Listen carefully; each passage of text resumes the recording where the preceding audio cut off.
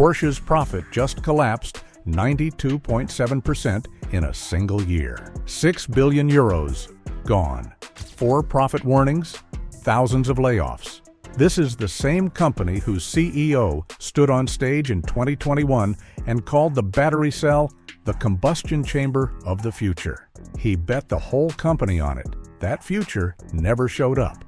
So how does the most profitable car company on Earth lose 92% of its profit in 12 months? Stick around. It's not one bad call, it's 5, and they're all connected. The golden child of the Volkswagen empire. To understand how far Porsche fell, you first need to understand how high it was flying. For years, Porsche wasn't just Volkswagen's flashiest brand, it was Volkswagen's piggy bank.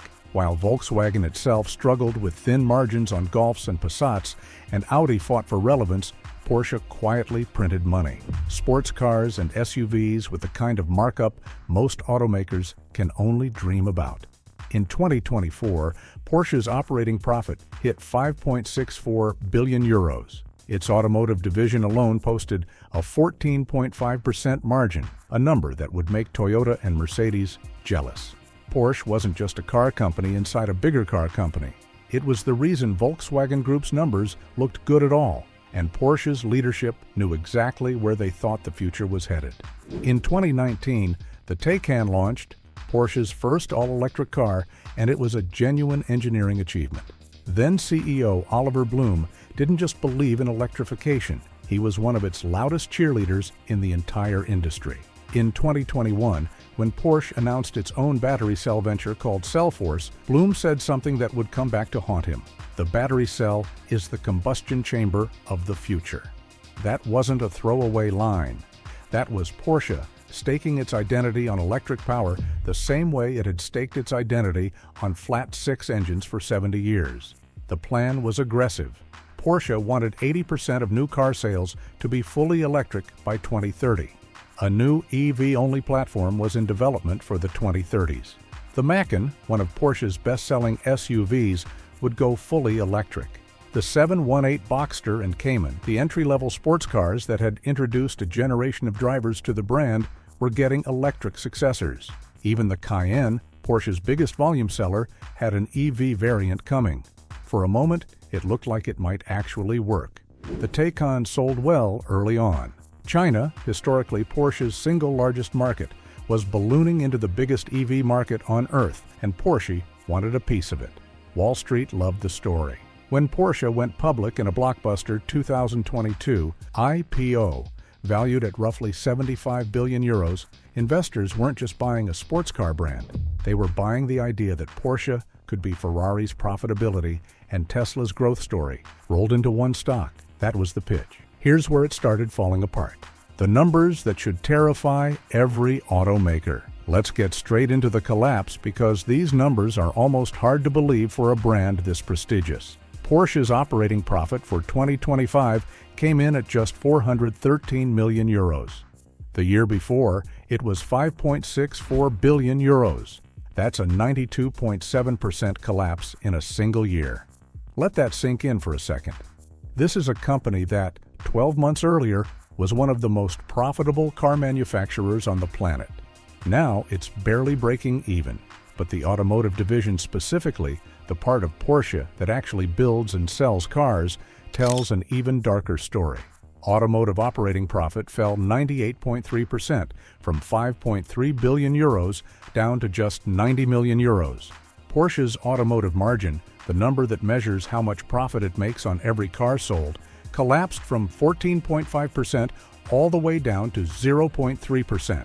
For context, a healthy luxury automaker typically runs margins in the double digits. Porsche's margin basically evaporated to a rounding error. Why did this happen? Two enormous one-time charges nearly wiped the year out completely. A 3.9 billion euro write-down tied to reversing its EV strategy, plus restructuring costs from a company that suddenly had to unwind years of electric-first planning. Add in a persistent sales slump in China and roughly 700 million euros in costs from U.S. import tariffs, and you get a company whose bottom line simply disappeared. Here's what makes it worse. This wasn't one surprise. Porsche issued 4 separate profit warnings throughout 2025. 4 times the company had to go back to investors and say, actually, it's worse than we told you last time. By the time the dust settled, Porsche's stock had lost more than 30% of its value, and the company got booted out of Germany's DAX index, the list of the country's top 40 publicly traded companies. Shares eventually sat roughly 50% below their IPO peak. Think about that. A company that debuted at a €75 billion valuation, celebrated as one of the biggest European IPOs in years, had lost roughly half its value in about 3 years. New CEO Michael Leiters, who took over at the start of 2026, didn't sugarcoat it. He said Porsche would comprehensively reposition the company to make it leaner, faster, with products that are even more desirable. Translation: what Porsche had been doing wasn't working, and everyone at the top finally admitted it out loud. The quarter that broke the illusion. If you want to pinpoint the moment Porsche's crisis stopped being deniable, it's the third quarter of 2025. Porsche reported a €966 million operating loss for Q3 2025, not a smaller profit. An actual loss, worth roughly $1.1 billion. A year earlier, that same quarter had produced a €974 million profit. That's not a dip, that's a full reversal. And it landed worse than analysts had even feared. Wall Street was bracing for a €611 million loss. Porsche delivered nearly double that. So what went wrong all at once? Start with China. For years, China was Porsche's golden goose, the single market where wealthy buyers lined up for 911s, Cayennes, and Panameras at premium prices. That era is over. Chief Financial Officer Jochen Breckner told investors flatly that Porsche expects China sales to keep declining into 2026, saying, quote, "We have to assume that the general market conditions will not improve in the foreseeable future." That's about as blunt as a CFO gets on an earnings call. In the first quarter of 2026 alone, Porsche's deliveries in China dropped 21%. Then add the tariffs. The United States is Porsche's biggest market, and because Porsche imports every single vehicle it sells in America, rather than building locally, the 15% import tariffs imposed by the Trump administration hit the company especially hard. That tariff exposure cost Porsche roughly €700 million in 2025 alone. North American sales in early 2026 fell 11% as sticker prices climbed to offset those costs. When you're selling a $150,000 sports car, tariffs aren't a rounding error. They're a direct hit to demand. And then there's Europe, where sales fell 18% in the same period. The one bright spot was Germany itself, which actually saw a small increase. But losing ground in China, North America, and the broader European market simultaneously is about as bad as it gets for a global luxury brand. Porsche did maintain its full-year 2025 guidance, forecasting a return on sales of up to just 2%, down from 14% the year before. And the company had to propose a significantly lower dividend for shareholders than the €2.31 per preferred share it paid out for 2024. Management insisted 2025 would be the trough, the low point before recovery. But when your own executives are using words like trough to describe your flagship year, that tells you everything about how bad things had gotten. The Great Electric U-Turn. Here's where the story takes its most dramatic turn. Faced with collapsing profits and a market that clearly wasn't ready for Porsche's electric-first vision, the company did something almost unthinkable for a brand that had staked its identity on EVs just a few years earlier. It hit reverse. Porsche announced it would delay the launch of several planned electric models, including electric versions of the 718 Boxster and Cayman, the sports cars that had introduced generations of drivers to the brand. Current models like the Panamera and Cayenne will continue to be offered with combustion engines and plug-in hybrids for the foreseeable future, extending well into the 2030s. That's not a minor tweak to the product roadmap. That's Porsche openly admitting the pure EV timeline it promised investors just a few years ago isn't happening anymore.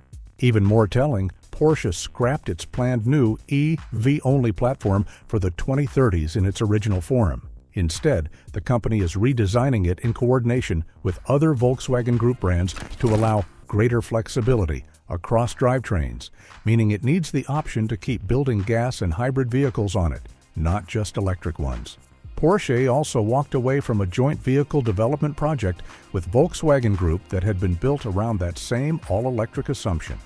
The ripple effects hit the entire Volkswagen Group. Volkswagen said it now expects a nearly $6 billion hit to its own operating profit for 2025, directly because of Porsche's EV delays and platform write-downs. Porsche also quietly cut its own medium-term profit targets for the Volkswagen Group, reducing the expected return on sales from a projected 15 to 17% down to a more conservative 10 to 15%. When your subsidiary's failed strategy is dragging down the profit forecast of the entire parent company, that's not a Porsche problem anymore.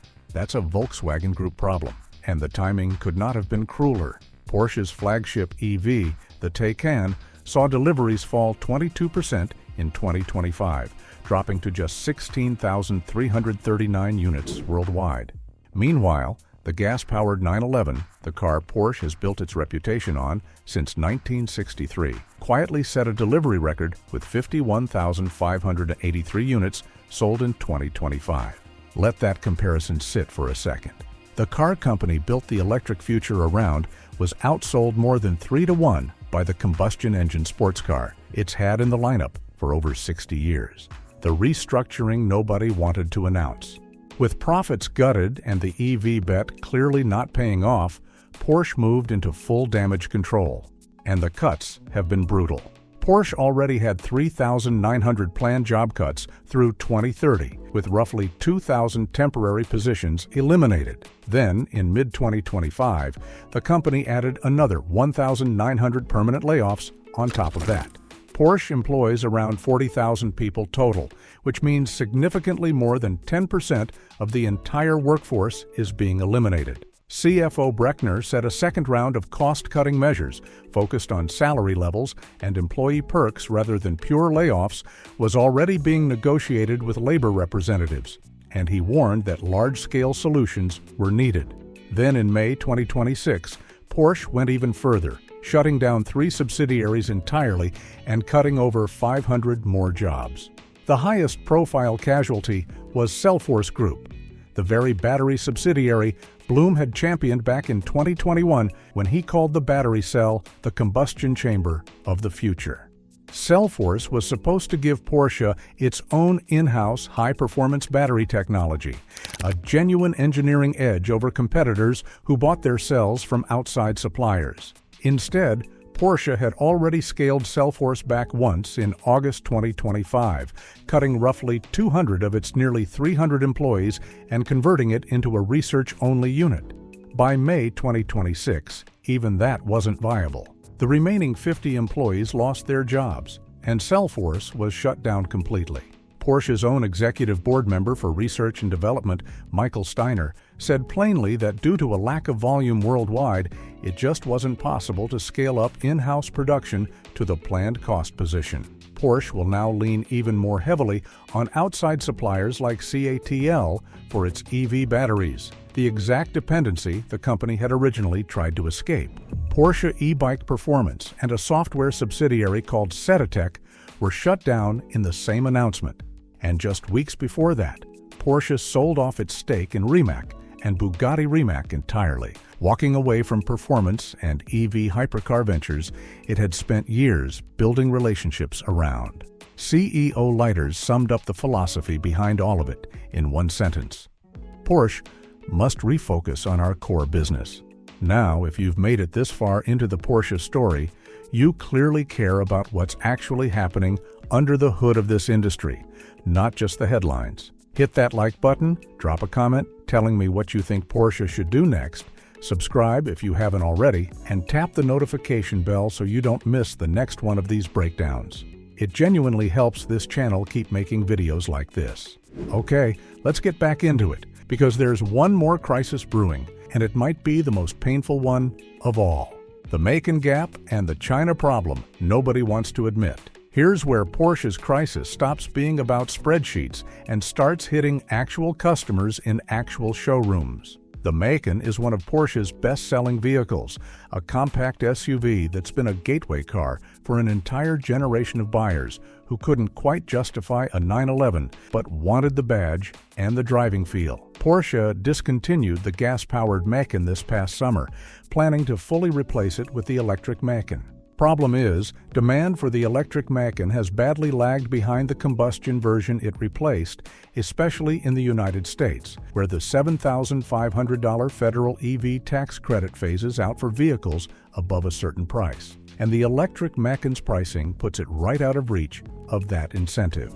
Buyers weighing a $70,000 plus electric crossover against comparably equipped gas competitors are making a simple value calculation. And right now, the math doesn't favor Porsche. So Porsche now needs to bring back a combustion or plug-in hybrid version of the Macan, except that replacement isn't expected to arrive until 2028.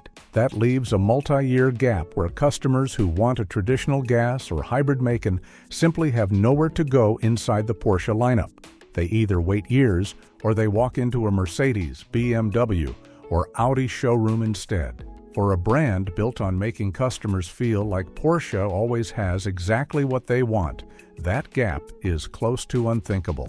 And then there's China, the market Porsche once treated as its golden goose. For over a decade, Chinese buyers helped fuel record profits, snapping up Cayennes, Panameras, and 911s at premium markups few other markets could match. That era is gone. Deliveries in China dropped 21% in the first quarter of 2026 alone, part of a longer, painful slide. Porsche has largely pointed to slower EV adoption as the culprit. But here's the uncomfortable truth underneath that explanation. China is now a market where electric vehicles make up more than half of all new car sales. If EV hesitancy were really the whole story, Porsche should be thriving there with the Taycan and electric Macan. Instead, it's losing ground across the board, gas models included. The real problem looks less like Chinese buyers rejecting EVs and more like domestic Chinese brands out-executing Porsche on both technology and price, in a market where local competitors like BYD, NIO, and Xiaomi are moving faster and pricing far more aggressively than a German legacy automaker ever could. That's the trap Porsche finds itself in. It bet on electric to win China and lost ground anyway. It's now scrambling to rebuild the combustion lineup it thought it would never need again. And it's trying to do all of that while cutting over 10% of its global workforce and writing down billions of euros in sunk EV investment. 3 different fires burning at the exact same time. The combustion chamber of the future. So let's go back to where we started. The battery cell is the combustion chamber of the future. Oliver Bloom said that in 2021, with total conviction, and honestly at the time, it wasn't a crazy thing to believe. EV sales were climbing fast. China was electrifying quicker than anyone predicted. Tesla's stock was defying gravity. Every legacy automaker on Earth was terrified of being the next Kodak, the next Blockbuster, the company that missed the technological shift standing right in front of them. Porsche didn't want to be that company, so it bet everything, its platforms, its battery technology, its entry-level sports cars, its best-selling SUV, on electric power, arriving faster than it actually did. But here's the uncomfortable truth underneath this entire story. Porsche's crisis was never really about whether electric vehicles are good or bad. The Taycan is, by most accounts, a genuinely excellent car. The problem was timing, scale, and geography, all colliding at once. Porsche bet on a global EV transition that moved slower in the US and Europe than projected, while in China, the one-place EVs actually did take off as fast as predicted.